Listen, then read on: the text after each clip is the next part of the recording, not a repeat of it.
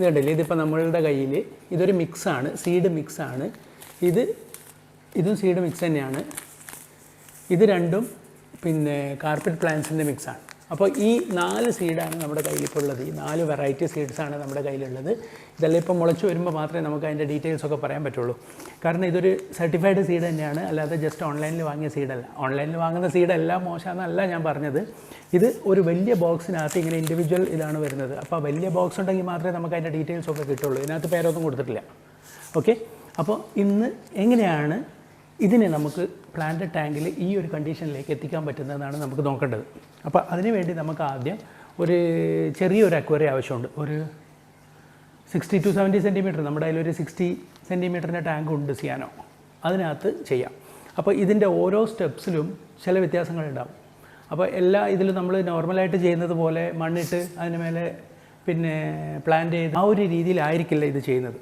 ഇത് സെപ്പറേറ്റാണ്. കാരണം ഇതിന് നമുക്ക് ആദ്യം ഞാൻ ചെയ്യുന്ന ഒരു രീതിയാണ് ഞാൻ പറയുന്നത്. പല രീതിയിലുള്ള വീഡിയോസും പല ഡീറ്റെയിൽസൊക്കെ നിങ്ങൾ നെറ്റിലൊക്കെ കിട്ടും. നമ്മളുടെ ഒരു രീതി എന്താണെന്ന് വെച്ചാൽ, നമ്മൾ അക്വേറിയം സോയിൽ ആമസോൺ സോയിൽ തന്നെയാണ് യൂസ് ചെയ്യുന്നത്. ആമസോണിയ സോയിലാണ്. അത് വാഷ് ചെയ്ത് ആ ഒരു മോയ്സ്ചറോടെ തന്നെ നമ്മളത് വിരിക്കും ടാങ്കിനകത്ത്. എന്നിട്ടാണ് നമ്മൾ സീഡ് സോ ചെയ്യുന്നത്. ഓക്കെ, അതിൻ്റെ സ്റ്റെപ്സ് എങ്ങനെയാണെന്നുള്ളത് നമുക്കിപ്പോൾ കാണാം. നമ്മുടെ ടാങ്ക് അപ്പോൾ ഇവിടെ റെഡിയാണ്. അപ്പോൾ നമുക്ക് ഇതിനിപ്പോൾ ആവശ്യമുള്ളത് ഇതെങ്ങനെ ഈ വീടിൻ്റെ ഈ ഒരു എന്താ പറയുക ഹാളിൽ തന്നെ ഇതിങ്ങനെ കിടന്നു എന്ന് ഞാൻ തന്നെ ഇപ്പോൾ ആലോചിച്ച് അത്ഭുതപ്പെടുവാണ്. ഇവിടെ ഉള്ളവരെന്നെ അയച്ചു വിട്ടിട്ടുള്ളത്. ഇനി രക്ഷയില്ല, ഭ്രാന്ത് മൂത്ത് പോയി എന്നുള്ളൊരു ബോധം വന്നു അവർക്ക്. അതുകൊണ്ട് ഇനിയിപ്പോൾ നമ്മൾ അഡ്വൈസ് ചെയ്യാറൊന്നുമില്ല.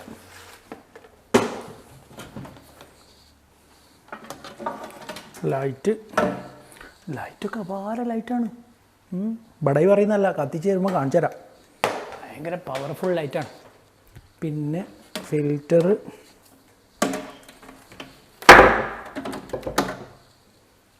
സിയാനോ ഏതായിരുന്നു കൺട്രി?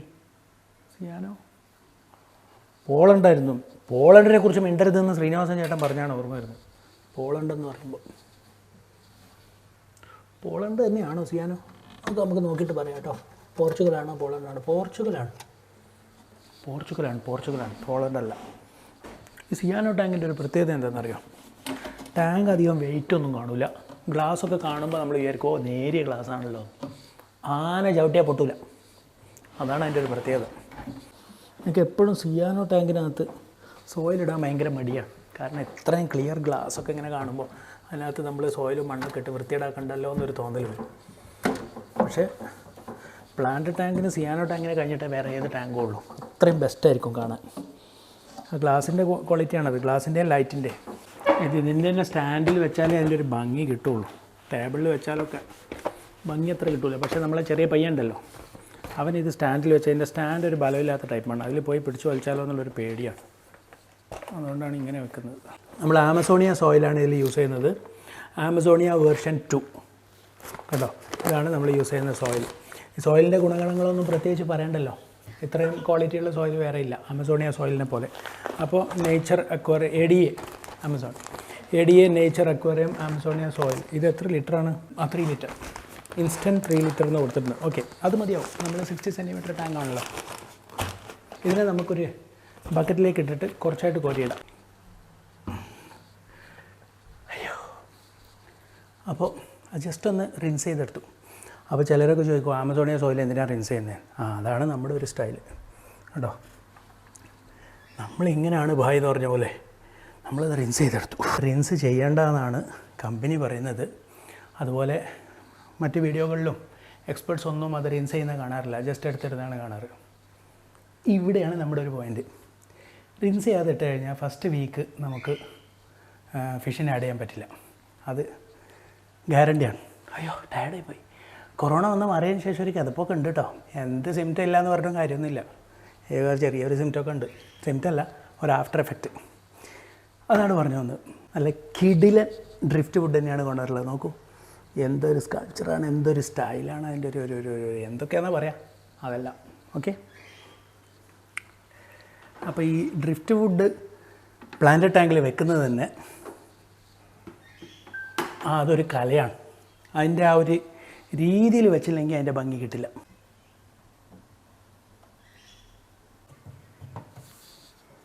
ജിയോജിത്തിൻ്റെ എംബ്ലം പോലെ ഉണ്ടല്ലേ. I'm in a night. Let's spark a light and see where it leads. Just you and me. Hiding. ഇപ്പോൾ പല വീഡിയോകളിലും എല്ലാവരും കണ്ടിട്ടുണ്ടാവും, ചിലരെങ്കിലും കണ്ടിട്ടുണ്ടാവും എങ്ങനെയാണ് ഈ അക്വേറിയം പ്ലാന്റ്സ് ജെർമിനേറ്റ് ചെയ്തെടുക്കുന്നതെന്ന് വെച്ചാൽ ജസ്റ്റ് ഒരു പ്ലാസ്റ്റിക്കോ അല്ലെങ്കിൽ ഒരു നോർമൽ ടാങ്ക് എടുത്ത് അതിൽ പോട്ടിംഗ് സോയിലോ അല്ലെങ്കിൽ ഇതുപോലുള്ള അക്വേറിയം സോയിലോ ഇട്ട് മോയ്സ്ചർ അടിച്ച് അതിൽ സോ ചെയ്ത് കവർ ചെയ്ത് വെക്കുന്ന ഒരു രീതി കണ്ടിട്ടുണ്ടാവും. പിന്നെ അത് കുറച്ചൊന്ന് വളർന്ന് വരുമ്പോൾ അതിൽ നിന്ന് എടുത്ത് ട്രാൻസ്പ്ലാന്റ് ചെയ്യുക ചെയ്യുന്നത്.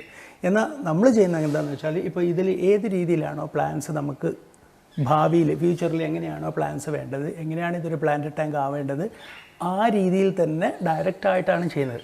നമ്മൾ ട്രാൻസ്പ്ലാന്റേഷൻ ചെയ്യുന്നില്ല, തിന്നിങ് മാത്രമാണ് ചെയ്യുന്നത്. അതൊക്കെ വഴിയെ ഇത് ജെർമിനേഷൻ ആയതിനു ശേഷം കാണാം. തിന്നിങ് എന്താണെന്ന് വെച്ചാൽ ഇപ്പോൾ നമുക്ക് ആവശ്യമുള്ള ചെടികൾ, ഹെൽത്തി ആയിട്ടുള്ള ചെടികൾ വെച്ച് ബാക്കി ചെടികൾ റിമൂവ് ചെയ്യുക, ഡിസ്കാർഡ് ചെയ്യുകയാണ് ചെയ്യുന്നത്, എടുത്ത് കളയും. അപ്പോൾ അവിടെ ജെർമിനേറ്റ് ആയി വന്ന ചെടികളെ നമ്മൾ ഡിസ്റ്റർബ് ചെയ്യുന്നില്ല. ആ ഒരു രീതിയിൽ നല്ല സ്ട്രോങ് ആയിട്ടുള്ള ഒരു റൂട്ട് സിസ്റ്റം ഉള്ള ഒരു പ്ലാന്റ്സ് ഉള്ള ടാങ്കാണ് നമ്മൾ ഉദ്ദേശിക്കുന്നത്. അപ്പോൾ ഇതിലിപ്പോൾ നമ്മൾ വെറ്റ് ചെയ്ത്, അതായത് വാഷ് ചെയ്ത് സോയിൽ ഇട്ടിട്ടുണ്ട്. അപ്പോൾ കണ്ടില്ല, അതുകൊണ്ടാണ് ഈ ഡ്രിഫ്റ്റ് വുഡ് എല്ലാം ഇതിൽ ഓൾറെഡി സെറ്റ് ചെയ്ത് വെച്ചേക്കുന്നത്. കാരണം പിന്നെ നമുക്ക് ഈ ഡ്രിഫ്റ്റ് വുഡ് ഇതിൽ വെക്കണമെന്ന് വെച്ചാൽ പറ്റിയെന്ന് വരില്ല, കാരണം പ്ലാന്റ്സ് ഒക്കെ ഡിസ്റ്റർബ്ഡ് ആവും. അതുകൊണ്ട് എല്ലാം സെറ്റ് ചെയ്ത് അതിനുശേഷം പ്ലാന്റ് ജെർമിനേഷൻ ആയി തുടങ്ങി കുറച്ച് വളരുന്നതിന് കണക്കായിട്ട് നമ്മൾ വാട്ടർ ലെവൽ ഇൻക്രീസ് ചെയ്യാണ് ചെയ്യുന്നത്. അത് നമുക്ക് വഴിയെ കാണാം. ഓക്കെ, അപ്പോൾ നമ്മൾ ഇപ്പോൾ ഈ സോയിലൊന്ന് ലെവൽ ചെയ്യാം. അപ്പോൾ ഇതിൽ ഏതൊരു പ്ലാന്റ് ടാങ്കിലും നമുക്ക് അതിൽ വർക്ക് ചെയ്യണമെങ്കിൽ കുറച്ച് ടൂൾസ് ആവശ്യമാണ്.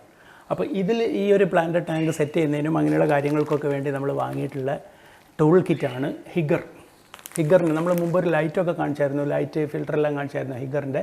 ഈ ഹിഗർ ബ്രാൻഡിലുള്ള ടൂൾ കിറ്റാണ് നമ്മൾ വാങ്ങിയിട്ടുള്ളത്. ഇതിനകത്ത് സ്ട്രെയിറ്റ് ട്വീസറുണ്ട്, കേർവ്ഡ് ട്വീസറുണ്ട്, അക്വാട്ടിക് കേർവ്ഡ് സിസറുണ്ട്, സബ്സ്ട്രേറ്റ് സ്പാച്ചുലുണ്ട്, ക്ലീനിങ് ക്ലോത്ത് ഉണ്ട്, ഇങ്ങനെയുള്ള സാധനങ്ങളൊക്കെയാണ് വരുന്നത്. പിന്നെ എവിടെയാണ് വാങ്ങിയതെന്ന് ഇപ്പോൾ എല്ലാവരും ചോദിക്കും. അപ്പോൾ ഇത് വാങ്ങിയത് അക്വാറിസ്റ്റ് ഹബ്ബ് എന്നൊരു ഓൺലൈൻ സ്റ്റോറിൽ നിന്നാണ് വാങ്ങിയിട്ടുള്ളത്. വളരെ വിലക്കുറവിൽ കിട്ടിയിട്ടുണ്ട്. നമ്മളിപ്പോൾ ബാക്കി ഓൺലൈൻ സ്റ്റോറുകളൊക്കെ കമ്പയർ ചെയ്യുകയാണെന്നുണ്ടെങ്കിൽ അതിനേക്കാളും ഒരുപാട് വില കുറവാണ്. പിന്നെ 100 ദിർഹംസ് എബവ് പർച്ചേസ് ചെയ്യുകയാണെന്നുണ്ടെങ്കിൽ നമുക്ക് ഫ്രീ ഡെലിവറി, UAE മുഴുവൻ ഫ്രീ ഡെലിവറി ഉണ്ട്. പുറത്തേക്ക് എങ്ങനെയാണെന്നുള്ളത് അറിയില്ല, അത് നിങ്ങൾ തന്നെ അവരെ വിളിച്ച് ഡിസ്കസ് ചെയ്യുക. ലിങ്ക് ഞാൻ വേണേൽ കൊടുക്കാം. ഓക്കെ, അപ്പോൾ ഇതാണ്, ഇത് ഒരു നല്ല ഭംഗിയുള്ള ഒരു കവറിലൊക്കെയാണ് വരുന്നത്. ഇങ്ങനെ തുറക്കാനും അടക്കാനുള്ള ഫെസിലിറ്റികളൊക്കെ ഉണ്ട്. ക്ലീനിങ് ക്ലോത്ത്, ഇതിപ്പോൾ നമ്മൾ ഈ കണ്ണടയൊക്കെ ക്ലീൻ ചെയ്യുന്ന പോലത്തെ ഒരു ക്ലോത്ത്. ഓക്കെ, പിന്നെ അതിൻ്റെ കിറ്റുകളിൽ ഓരോന്നായിട്ട് ഇതുണ്ട്. സ്പാറ്റില, ഈ നമ്മൾ ഈ മണ്ണ്, ഇതാണിപ്പോൾ നമുക്ക് ഇപ്പോൾ ആവശ്യമുള്ള സാധനം, ഇതാണ് ഈ മണ്ണ് ലെവലാക്കാനുള്ള. പിന്നെ എന്തൊക്കെയുള്ളതെന്ന് നോക്കിയേക്കാം. ട്രിമ്മിങ് സിസേഴ്സാണ്. ഈ ബെൻഡ് സിസർ ഉണ്ടല്ലോ, ട്രിമ്മിങ്, ഇത് നമുക്ക് ഇന്ന് ആവശ്യമുണ്ട്. ഇത് നമ്മൾ ആ ടാങ്കിനകത്ത് ഇതാ ട്രിമ്മിങ് ചെയ്യുന്നുണ്ട്. ആ ടാങ്കിനകത്ത് നമ്മളിന്ന് ട്രിമ്മിങ് ചെയ്യുന്നുണ്ട്. അപ്പോൾ നമുക്കിത് ആവശ്യമുണ്ട്. ട്രിമ്മിങ് സിസേഴ്സാണ്, ബെൻഡാണ്. ഓക്കെ, പിന്നെ ഇതിനകത്തുള്ളത് ഇതാ നമ്മുടെ ട്വീസറാണ്, അല്ലെങ്കിൽ നമ്മൾ ഈ എന്താ പറയുക, ഇതൊക്കെ ഇവിടെ ക്ലോസ് ചെയ്ത് വെച്ചിട്ടുള്ളത് സോ കോൾഡ് എന്താണ് നമ്മൾ അതിന് എന്താ പറയുക, നമ്മൾ ഫോസെപ്സ് ട്വീസർ എന്ന് പറയാം. ഓക്കെ, ഇനോഗ്രേഷൻ കഴിഞ്ഞു. പ്ലാന്റ് എടുക്കാനും ഇതിനൊക്കെയുള്ള ട്യൂസേഴ്സാണ്. സ്റ്റെയിൻലെസ് സ്റ്റീലാണ്, പക്ഷേ ഒരു ഗണ്ണി പെയിൻറ്റ് കൊടുത്തിട്ടുണ്ട്. അതുകൊണ്ട് സംഭവം ബ്യൂട്ടിഫുൾ ആയിരിക്കുന്നു. പിന്നെ അടുത്തത് ഇതിനകത്തുള്ളത് ഇതും കേർവ്ഡ് ട്യൂസറാണ്. ഇത് ഷേപ്പ് വ്യത്യാസമേ ഉള്ളൂ. അപ്പോൾ നമുക്ക് ഈ പ്ലാന്റിങ്ങിനൊക്കെ ഈ രീതിയിലുള്ളത് ആവശ്യമുണ്ട്. അതല്ലേ, കേർവ്ഡ് ട്യൂസറാണ്. ഇങ്ങനെയുള്ള സാധനങ്ങളെല്ലാം ഇതിനകത്ത് വരുന്നത്. നല്ലൊരു ഭംഗിയുള്ളൊരു കവറും, ലെതർ ടൈപ്പ് കവറും ഉണ്ട്. ഇത് മാത്രമാണ് ഇപ്പോൾ നമുക്ക് ഈ ടാങ്കിലേക്ക് ആവശ്യമുള്ളത്, ഈ സോയിൽ ലെവൽ ചെയ്യാൻ വേണ്ടിയിട്ട്. ഇതാ എല്ലാത്തിനും അതിൻ്റെ പേര്, ഹിഗർ എന്നുള്ള പേരൊക്കെ അതിൽ വളരെ ബ്യൂട്ടിഫുള്ളായിട്ട് തന്നെ കൊടുത്തിട്ടുണ്ട്. ഇങ്ങനെയുള്ള കാര്യങ്ങളെല്ലാമാണ് നമ്മൾ ഇന്ന് വാങ്ങിയിട്ടുള്ളത്. നമ്മൾ ഓരോ ദിവസവും എന്തെങ്കിലുമൊക്കെ ആയിട്ട് പർച്ചേസ് ഉണ്ടാവും കേട്ടോ. ഇതാണ് ഈ ഒരു ടൂൾ കിറ്റ്. ഈ ടൂൾ കിറ്റ് വെച്ചിട്ടാണ് നമ്മൾ ഈ പ്ലാന്റ് ടാങ്കിന് ഇത് അത്യാവശ്യമാണ്. ഇല്ലാന്നുണ്ടെങ്കിൽ നമ്മൾ കൈ കൊണ്ടൊന്നും പിടിച്ചാൽ ഇത് ശരിയാവില്ല. ഓക്കെ, അപ്പോൾ നമുക്കിതിൽ സോയിൽ ലെവൽ ചെയ്തിട്ട് നമുക്ക് ബാക്കി പരിപാടികളിലേക്ക് കിടക്കാം. സോയിൽ ഒന്ന് ലെവൽ ചെയ്യാന്ന് വെച്ചാൽ വലിയൊരു ലെവലൊന്നും വേണമെന്നില്ല. കാരണം നമ്മൾ എങ്ങനെയാണോ ഇതിൽ ഫ്യൂച്ചറിൽ നമ്മൾ ഈ ടാങ്ക് കാണാൻ ഉദ്ദേശിക്കുന്നത് ആ രീതിയിൽ. അപ്പോൾ ഇത് നനച്ചിട്ടതിൻ്റെ ഉദ്ദേശം തന്നെ ഇപ്പോൾ ചിലപ്പോൾ ചിലർക്കെങ്കിലും മനസ്സിലായിട്ടുണ്ടാവും. കാരണം അപ്പോൾ ഇതിന് പോറസ് സ്പേസ് കുറഞ്ഞ് ഇത് നല്ല ഒരു പ്ലെയിൻ രീതിയിലേക്ക് വരും. അങ്ങനെയുള്ള ബെനിഫിറ്റ് എന്താണെന്ന് വെച്ചാൽ സീഡ് ഇതിൻ്റെ ഇടയിൽ പോയി എവിടെ അടിഞ്ഞ് പിന്നെ മുളക്കാത്തൊരവസ്ഥ, അല്ലെങ്കിൽ മുളച്ച് കഴിഞ്ഞാൽ തന്നെ മേലോട്ട് പ്ലാന്റ് മുളച്ച് വരാത്തൊരവസ്ഥ ഉണ്ടാവില്ല. അതിന് വേണ്ടിയിട്ടാണ് ഈ ഒരു പരിപാടികൾ ചെയ്യുന്നത്. ഓക്കെ, ഇത് സിയാനോ ടാങ്ക് ആയതുകൊണ്ട് ഇതിൽ വേറൊരു കാര്യം ശ്രദ്ധിക്കേണ്ടത് എന്താണെന്ന് വെച്ചാൽ ഇതിങ്ങനെ ചെയ്യുന്ന സമയത്ത് അതിൻ്റെ വാട്ടർ ഇൻലെറ്റിലേക്കൊന്നും മണ്ണ് കയറാതെ ശ്രദ്ധിക്കുക. പ്ലാന്റ് മുളച്ച് വന്നതിന് ശേഷം നമുക്ക് സോയിലിടുകയോ സാൻഡ് ഇടുകയോ എന്താണെന്ന് വെച്ചാൽ ചെയ്യാം. സോയിൽ വല്ലാതെ കുത്തി അമർത്തരുത്. അങ്ങനെ ആയിക്കഴിഞ്ഞാൽ പിന്നെ റൂട്ട് പെനിട്രേഷൻ കുറയും, പിന്നെ പ്ലാന്റിൻ്റെ ഹെൽത്ത് പോകും. അതുകൊണ്ട് സോയിൽ ജസ്റ്റ് ഒന്ന് സ്പ്രെഡ് ചെയ്യാൻ മാത്രമേ പാടുള്ളൂ. ഇതിലിപ്പോൾ നോക്കിക്കഴിഞ്ഞാൽ വെള്ളത്തിൻ്റെ ക്വാണ്ടിറ്റി കുറച്ച് കൂടുതലാണ്. അപ്പോൾ ഒന്നുകിൽ വെള്ളം എടുത്ത് മാറ്റണം, ഇല്ലയെന്നുണ്ടെങ്കിൽ ഡ്രൈ സോയിൽ ഇട്ട് കൊടുക്കണം. രണ്ടിലൊന്ന് ചെയ്യണം, കാരണം വെള്ളം കൂടുതലാണ്. നമ്മളൊരു കോട്ടൺ ക്ലോത്ത് ഇട്ടിട്ട് ഇതിൽ എക്സ്ട്രാ ഉള്ള വെള്ളം അബ്സോർബ് ചെയ്തെടുക്കുകയാണ്. ഇപ്പോൾ എക്സ്ട്രാ ഉള്ള വെള്ളമൊക്കെ റിമൂവ് ചെയ്തിട്ടുണ്ട്. ഇനി നമുക്ക് സീഡ് സോയിങ് തുടങ്ങാം. കണ്ടോ, ഈ ഒരു രീതിയിലാണ് ഇപ്പോൾ നമ്മളിത് സെറ്റ് ചെയ്തിട്ടുള്ളത്. ടാങ്ക് നന്നായിട്ട് വാഷ് ചെയ്തു, ഡ്രിഫ്റ്റ് വുഡ് വെച്ചു, aquarium soil, Amazonia version 2 soil wash ചെയ്തിട്ടാണ് ഇട്ടത്. കാരണം അപ്പോൾ മാത്രമേ അതിൻ്റെ ഒരു ശരിക്കുള്ളൊരു കൺസിസ്റ്റൻസി നമുക്ക് കിട്ടുള്ളൂ. പിന്നെ വാഷ് ചെയ്തിട്ടതിൽ ഇവിടെ കുറച്ച് വെള്ളം കാണാം. അതെന്താണെന്ന് വെച്ചാൽ ആ ഒരു സ്ലോപ്പ് ലെവലിലാണ് ഇട്ടിട്ടുള്ളത്. അപ്പോൾ ആ വെള്ളത്തിൻ്റെ ഇവാപ്പറേഷൻ അനുസരിച്ച് ഈ കാണുന്ന വെള്ളം അങ്ങോട്ട് അബ്സോർബ് ആവും സൈഡുകളിലേക്ക്. അപ്പോൾ വീണ്ടും നമ്മൾ സ്പ്രേ ചെയ്യുമ്പോൾ ഈ ഒരു ഡിപ്പുള്ള സ്ഥലത്ത് കുറച്ച് കൂടുതൽ വെള്ളം ഒഴിച്ചു കൊടുക്കുക. അങ്ങനെയാകുമ്പോൾ ഒരിക്കലും സോയിൽ ഡ്രൈ ആവില്ല, നമുക്ക് ഉറപ്പ് വരുത്താൻ പറ്റും. ഇനി നമ്മൾ എടുക്കാൻ പോകുന്നത് ഇതെല്ലാം കൂടി ഒന്നും നമ്മളിപ്പോൾ ഇതിൽ സീഡ് സോ ചെയ്യില്ല. ഈ ഐറ്റത്തിൽ നിന്ന് കുറച്ച്, മിക്സിൽ നിന്ന് കുറച്ച്, പിന്നെ ഈ രണ്ടെണ്ണം ഏകദേശം ഇതുപോലെ തന്നെയാണ് കാണുന്നത്. പേര് കൃത്യം അറിയാത്തതുകൊണ്ട് നമ്മൾ ഇതിൽ നിന്ന് മാത്രമാണ് എടുക്കുന്നത്. ഈ മിക്സും ഈ കാർപ്പറ്റ് സീഡും മാത്രമാണ് ഇപ്പോൾ എടുക്കുന്നത്.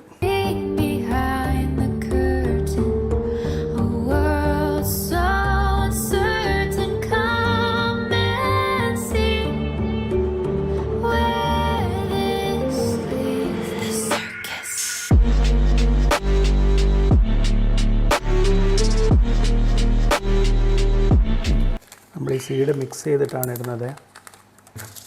2 സീഡും കൂടെ മിക്സ് ചെയ്തിട്ടാണ് ഇടുന്നത്.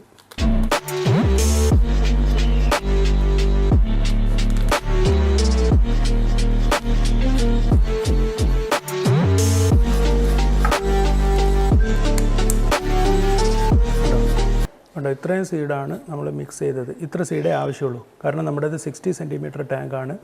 60 സെൻറ്റിമീറ്റർ ടാങ്കിലേക്ക് ഒരുപാട് ഇട്ട് കഴിഞ്ഞാൽ എല്ലാം കൂടെ ഒന്നിച്ച് ജെർമിനേറ്റ് ചെയ്യുകയാണെന്നുണ്ടെങ്കിൽ ഒന്നും കിട്ടാത്ത അവസ്ഥയാവും. കാരണം എല്ലാം കൂടെ റൂട്ട് കോമ്പറ്റീഷനും അങ്ങനെ ഇങ്ങനെയെല്ലായിട്ടൊന്നും വളരാതെയാവും. അതുകൊണ്ടാണ് നമ്മൾ ഇത്ര ഇടുന്നത്. ഇപ്പോൾ ഇതിൻ്റെ ജെർമിനേഷൻ പെർസെൻറ്റേജ് ഒന്നും നമുക്ക് അറിയില്ല. ഇത് അറിഞ്ഞു കഴിഞ്ഞാൽ മാത്രമേ നമുക്ക് ബാക്കിയുള്ള സീഡ് വെച്ച് നെക്സ്റ്റ് ടാങ്കിലേക്ക് എത്ര ഇടണം എന്നുള്ളൊരു ഏകദേശം ഐഡിയ കിട്ടുള്ളൂ. ഇതിപ്പോൾ ഒരു ട്രയൽ ആൻഡ് എറർ പോലെയാണ് ഇപ്പോൾ നമ്മൾ ചെയ്യുന്നത്. ഇപ്പോൾ നമ്മളിതിലേക്ക് സീഡ് സോ ചെയ്യാണ്. ഒന്നുമില്ല, സാധാരണ എങ്ങനെയാണോ നമ്മളിപ്പോൾ പൂച്ചെടികളെയൊക്കെ സീഡ് എങ്ങനെയാണോ മണ്ണിലിടുന്നത് അതേ ഉള്ളൂ. അതിൽ വേറെ ഒന്നും എക്സ്ട്രാ ഇല്ല.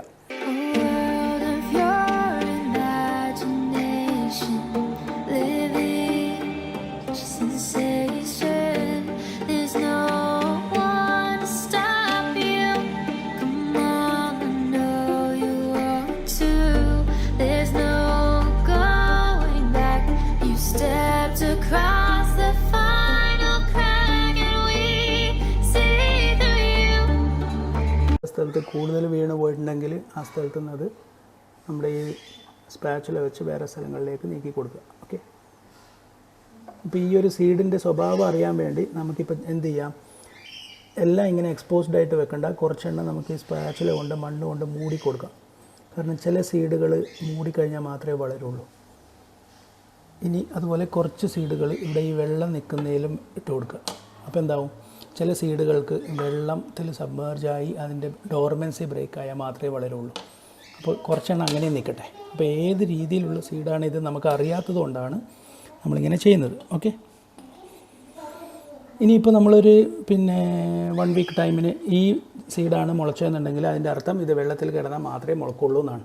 അല്ല, എക്സ്പോസ്ഡ് ആയ സീഡാണ് മുളച്ചതെന്നുണ്ടെങ്കിൽ അതിൻ്റെ അർത്ഥം ഈ ഒരു വെറൈറ്റി സീഡ് എക്സ്പോസ്ഡ് ആയി കഴിഞ്ഞാൽ മാത്രമേ മുളക്കുള്ളൂ എന്നാണ്.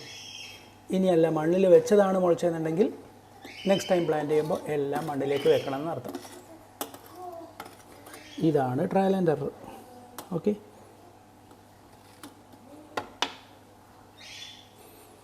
അപ്പോൾ സംഗതി ആയിട്ടുണ്ട്. ഇപ്പോൾ സീഡ് സോവിങ് കഴിഞ്ഞു. ഇനി നമുക്കിത് ജസ്റ്റ് ഇങ്ങനെ ഇതിൻ്റെ കവർ മാത്രം ഇട്ട് വെച്ചാൽ പോരാ.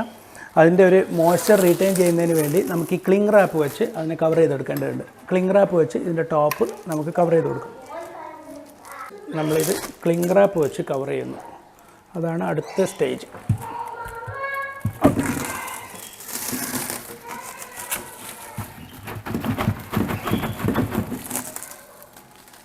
പെർഫെക്റ്റ്.